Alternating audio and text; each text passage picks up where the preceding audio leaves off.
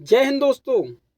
KBS PRT pedagogy का ये चौथा चैप्टर है। इससे पहले चैप्टर का लिंक नीचे डिस्क्रिप्शन में मिल जाएगा। ये है चैप्टर नंबर 4, वृद्धि एवं विकास। वृद्धि एवं विकास से संबंधित दोस्त जो भी केबीएस परीक्षा में अब तक प्रश्न पूछे गए हैं, विगत वर्षों में पूछे गए वस्तुनिष्ठ प्रश्न जो आपकी केबीएस परीक्षा के लिए बहुत ही महत्वपूर्ण है, बहुत ही इंपॉर्टेंट है। चलो शुरू करते हैं प्रश्न नंबर 1 से। पहला प्रश्न है और आपको सही आंसर बताना है। प्रश्न नंबर 1, निम्नलिखित में कौन सा छोटे बच्चों की वृद्धि के लिए एक विकासात्मक डोमेन नहीं है? मनोवैज्ञानिक डोमेन, शारीरिक डोमेन, संज्ञानात्मक डोमेन या जैविक डोमेन। इनमें से कौन सा बच्चे की वृद्धि के लिए कौन सा विकासात्मक डोमेन नहीं है? तो सही आंसर है राइट ऑप्शन ए, मनोवैज्ञानिक डोमेन है। वो बच्चों की वृद्धि के लिए एक विकासात्मक डोमेन नहीं है। आपको ध्यान रखना, इंपोर्टेंट प्रश्न और कई बार केबीएस परीक्षा में पूछा भी गया है। राइट ऑप्शन ए, मनोवैज्ञानिक डोमेन है। अगला है प्रश्न नंबर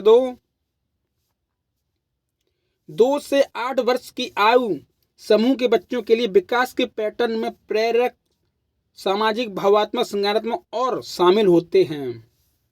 और क्या शामिल होते हैं? अनुकूलन कौशल, संप्रेषण कौशल, भाषाई कौशल, लेखन कौशल। राइट ऑप्शन बी, संप्रेषण कौशल। 2 से 8 वर्ष के बच्चे हैं, उनके विकास के पैटर्न में प्रेरक होता है, सामाजिक होता है, भावात्मक होता है, संज्ञानात्मक होता है और होता है संप्रेषण कौशल। इंपोर्टेंट प्रश्न है, आपको ध्यान रखना है, जो कि आपसी बातचीत।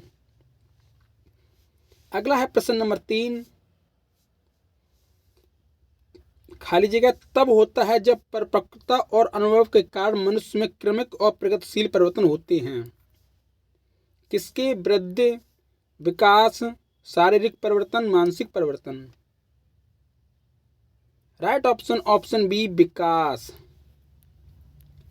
विकास तब होता है जब परिपक्वता और अनुभव के कारण मनुष्य में क्रमिक और प्रगतिशील परिवर्तन होते हैं, तभी विकास होता है। आपको ये ध्यान रखना है, इंपोर्टेंट प्रश्न है और आपकी परीक्षा में पूछा भी जा सकता है।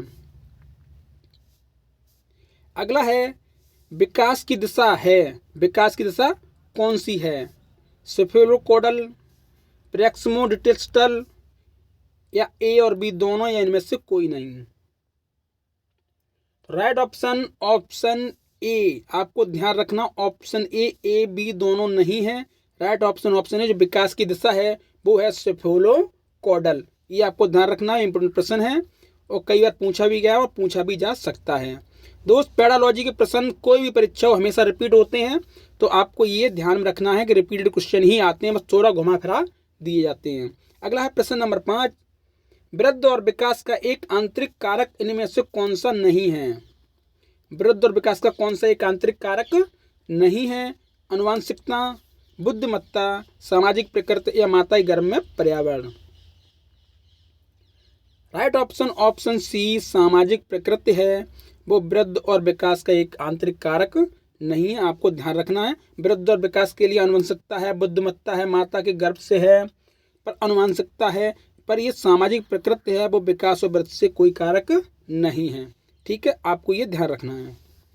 अगला है प्रश्न नंबर 6, एक शिशु का रेंगने वाला मील का पत्थर माह की आयु के दौरान होता है। जो रेंगने वाला मील का पत्थर है वो किस माह की आयु के दौरान होता है? एक बच्चे में 2 से 3 माह, 4 से 6 माह, 7 से 10 माह या 15 से 18 माह। राइट ऑप्शन सी, 7 से 10 माह। इसमें एक क्वेश्चन और बनता है दोस्त कि बच्चे की रेंगने वाली मील का पत्थर कितने माह में होता है, किस माह के दौरान होता है? तो आपको यही ध्यान रखना है कि 7 से 10 माह के बीच में। अगला है प्रश्न नंबर 7, बच्चे अपने माता पिता के प्रबंधन से प्रतिक्रिया में उपयुक्त ध्वनियों और शब्दों को सीखते हैं। ऐसा सुझाव भाषा के किस विकास के सिद्धांत ने दिया है?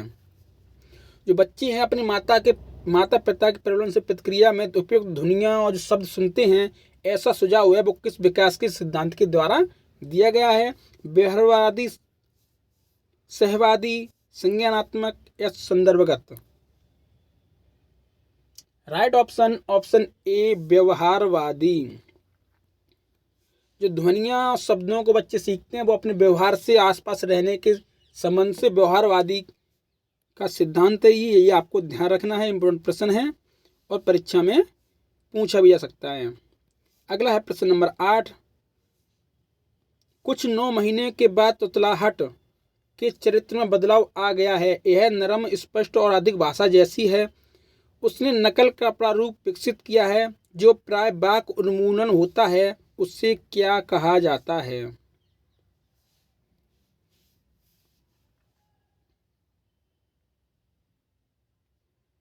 जो वाक् उन्मूलन होता है उसको क्या कहा जाता है? शब्दानुकरण, सतर्क प्रक्रिया, भाषण का अनुकरण चरण या पैरेड चरण।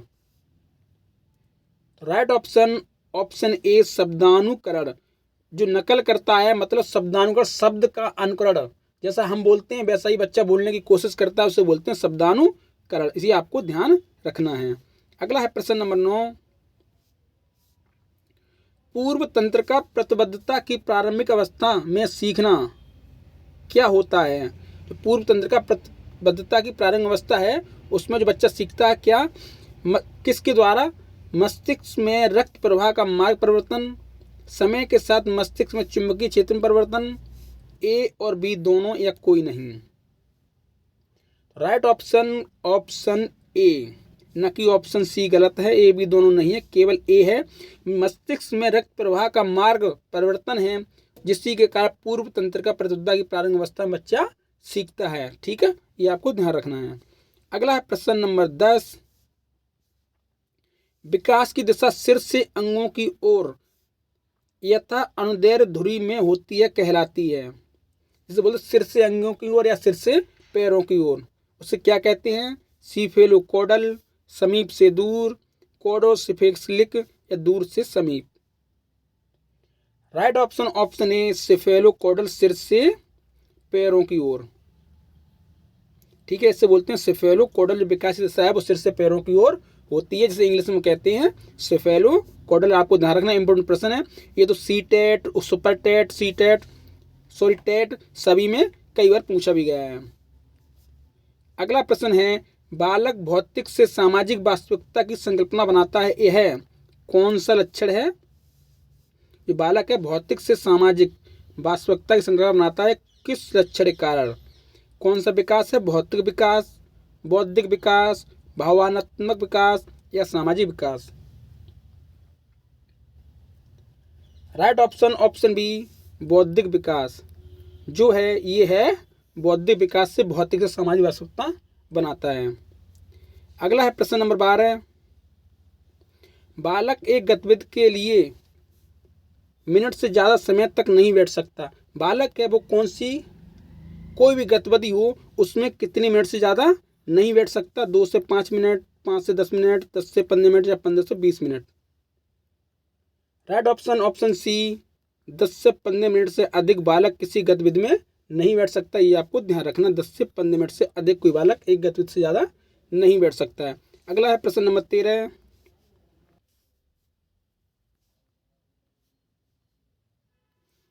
अगला है प्रश्न नंबर 13। 2 से 8 वर्ष की आयु समूह के बच्चों के लिए विकास के पैटर्न में प्रेरक, सामाजिक, भावात्मक, संज्ञानात्मक और शामिल होते हैं। ये क्वेश्चन दोबारा रिपीट हो चुका है, अभी तो किया था। तो राइट ऑप्शन ऑप्शन बी संप्रेषण कौशल। ये क्वेश्चन रिपीट हो चुका है, ये अभी थोड़ी देर पहले क्वेश्चन आपने किया था। तो इसमें प्रेरक, सामाजिक, भावात्मक, संज्ञानात्मक के साथ साथ संप्रेषण कौशल शामिल होता है। अगला है प्रश्न नंबर 14।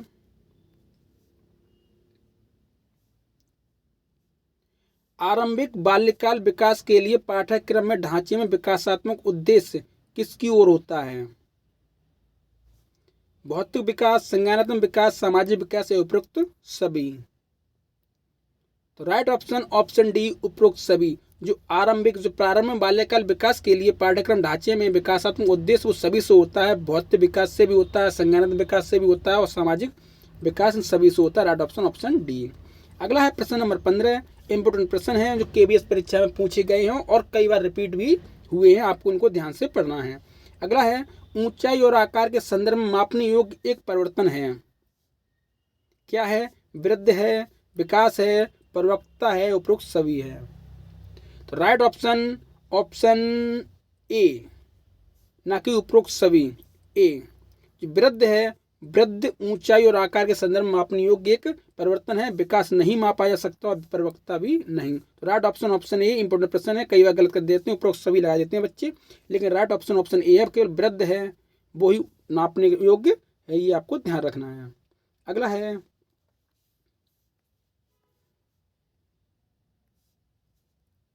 बालक के विकास की किस अवस्था में इलेक्ट्रा एवं ऑडिपस ग्रंथियों का विकास होता है? इंपोर्टेंट प्रश्न है और कई बार सीटेट में पूछा चुका है ये, कि बालक इलेक्ट्रा और ऑडिपस ग्रंथियों का विकास प्रारंभ काल में कौन सी अवस्था में होता है? शैशवावस्था, बाल्यावस्था, किशोरावस्था या प्रौढ़ावस्था? राइट ऑप्शन ऑप्शन बी, बाल्यावस्था में। ठीक है, बाल्यावस्था में ही इलेक्ट्रा और ऑडिपस ग्रंथियों का विकास होता है। इलेक्ट्रा का मतलब होता है माता, मतलब लड़की का माता के प्रति प्यार, और ऑडिपस का मतलब होता है लड़के का पिता के प्रति प्यार। ठीक है, अगला है प्रश्न नंबर 17। निम्नलिखित में कौन सा कथन अभिवृद्धि की विशेषता को नहीं दर्शाता है?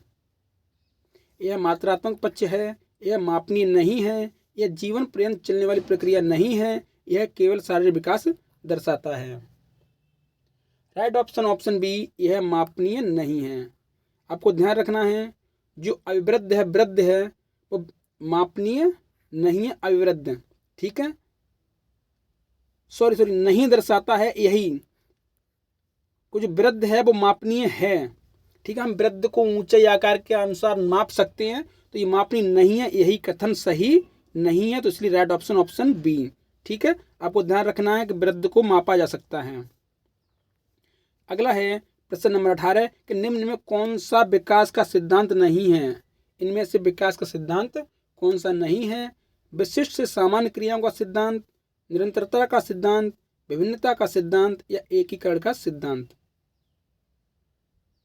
राइट ऑप्शन ऑप्शन ए, विशिष्ट सामान्य की ओर है या विशिष्ट सामान्य का सिद्धांत है, वो विकास का सिद्धांत नहीं है। ये प्रश्न तो काफ़ी इंपॉर्टेंट है, सीटेट, टेट, सुपर टेट सभी में पूछा जाता है रिपीट होके, और ये केवीएस में कई बार भी पूछा गया है और पूछा भी जा सकता है। अगला है प्रश्न नंबर 19 कि निम्नलिखित में कौन सा विकास का सिद्धांत है?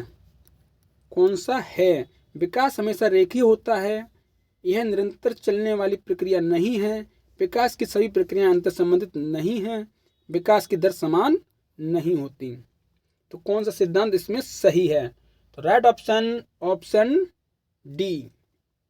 ये प्रश्न भी सीटेट में कई बार पूछा जाता है, तो राइट ऑप्शन ऑप्शन डी है कि विकास की सभी जो विकास की दर है वो समान नहीं होती है, विकास हमेशा अलग अलग तरीकों से होता है। तो आपको ध्यान रखना कि विकास की दर है वो समान नहीं होती, यही कथन इसका सही है। ये प्रश्न तो कई बार पूछा गया है, टेट सीटेट सभी में पूछा जाता है। अगला है विकास अनवरत प्रक्रिया है, यह विचार संबंधित है। जो विकास है वो अनवरत प्रक्रिया किससे संबंधित है? अंतः संबंध का सिद्धांत, निरंतरता का सिद्धांत, एकीकरण का सिद्धांत, अंतः क्रिया का सिद्धांत? इंपोर्टेंट प्रश्न, इंपोर्टेंट लगा दीजिए, इस पे काफी बार पूछा गया है। राइट ऑप्शन ऑप्शन बी, निरंतरता का सिद्धांत है। ये जो विकास अनवरत प्रक्रिया है वो है निरंतरता का सिद्धांत, कि विकास निरंतर होता रहता है। ठीक है, आपको ध्यान रखना, विकास निरंतर चलता रहता है। अगला है प्रश्न नंबर 21 शिक्षार्थी की बालक के विकास के सिद्धांत को समझने से शिक्षक को मदद मिलती है। शिक्षार्थी की सामाजिक स्थिति की पहचान करने में, शिक्षार्थी की आर्थिक पृष्ठभूमि की पहचान करने में, शिक्षार्थियों को क्या पढ़ाया जाना चाहिए यह युक्तसंगत सिद्ध करने में, या शिक्षार्थियों की अलग अलग अधिगम शैली के अनुसार प्रभावी ढंग से पढ़ाने के लिए? तो इनमें से कौन सा विकल्प सही सटीक बैठता है आपको बताना है। तो राइट ऑप्शन बनता है ऑप्शन डी, शिक्षार्थियों की अलग अलग अधिगम शैली के अनुसार प्रभावपूर्ण ढंग से पढ़ाने के लिए ही बालक के विकास सिद्धांत को शिक्षक को समझने में सहायता मिलती है। आपको ये ध्यान रखना है।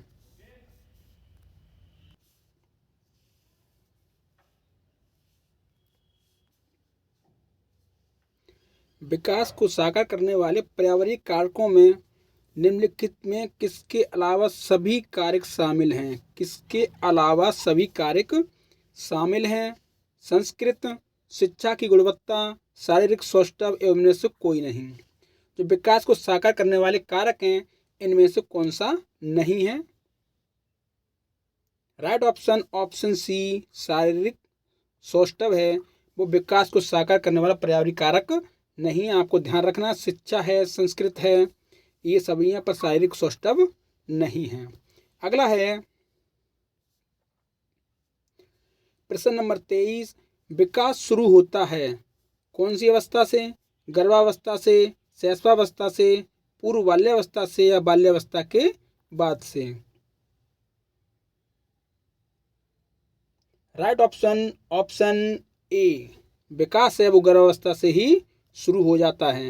ये आपको ध्यान रखना है कि विकास माँ के पेट से ही शुरू हो जाता है। अगला है प्रश्न नंबर 24। मानव व्यक्तित्व परिणाम है। मानव व्यक्तित्व किसका परिणाम है? आनुवंशिकता और वातावरण की अंतःक्रिया का, केवल वातावरण का,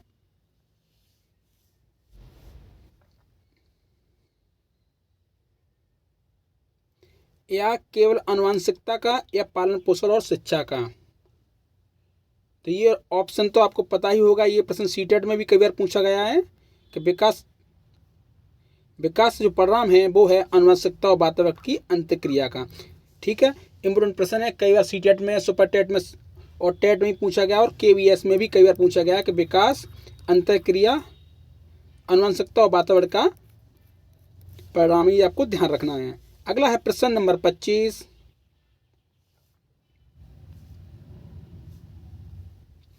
मानव विकास के क्षेत्रों में विभाजित किया जाता है जो है। मानव विकास कितने क्षेत्रों में विभाजित किया जाता है? तो चारों ऑप्शन को आपको ध्यान से पढ़ना है, और सही ऑप्शन है इसमें ऑप्शन डी।